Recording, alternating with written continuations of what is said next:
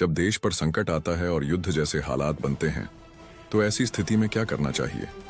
शास्त्र, चाणक्य नीति और विद्वानों की सलाह क्या है?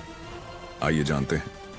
जब हर व्यक्ति सजग होता है, देश अजेय होता है।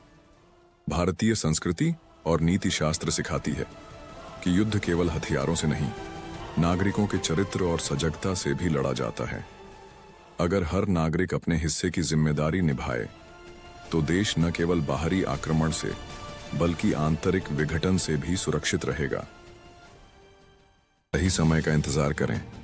चाणक्य के अनुसार शत्रु की कमजोरी का सही समय पर फायदा उठाना चाहिए। युद्ध से पहले धैर्य रखना चाहिए। साम, दाम, दंड और भेद की नीति। चाणक्य कहते हैं कि युद्ध से पहले ये 4 तरीके अपनाए जाने चाहिए। साम, बातचीत और शांति से समझाना। दाम, लोभ से शत्रु को पक्ष में करना। दंड में सजा देना यानी शक्ति प्रयोग।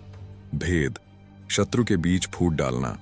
युद्ध अंतिम विकल्प। चाणक्य का मानना था कि युद्ध हमेशा अंतिम विकल्प होना चाहिए।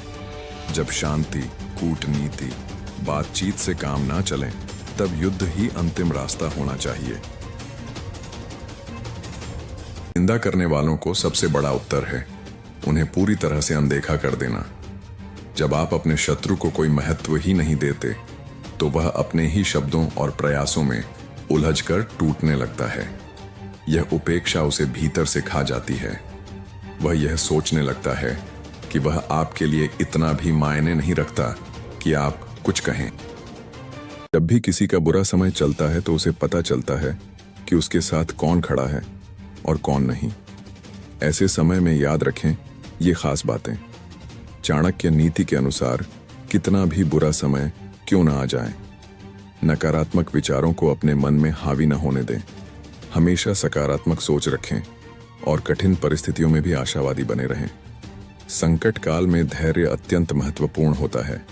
विपत्ति आने पर जल्दबाजी में कोई फैसला न लें और परिस्थिति का सामना धैर्यपूर्वक करें।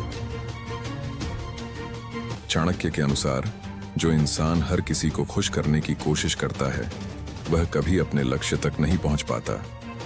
ऐसे लोग दूसरों की राय में उलझ जाते हैं और खुद की सोच खो देते हैं। हर किसी की पसंद नापसंद को ध्यान में रखकर चलना अपने आत्मविश्वास को कमजोर करता है। चाणक्य कहते हैं, हमेशा सही और जरूरी काम करो, भले लोग खुश हों या न हो।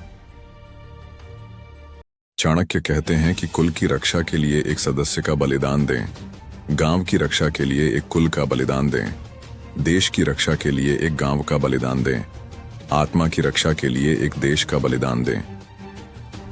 जो व्यक्ति निम्नलिखित बातें अर्जित नहीं करता वह बार बार जन्म लेकर मरता है।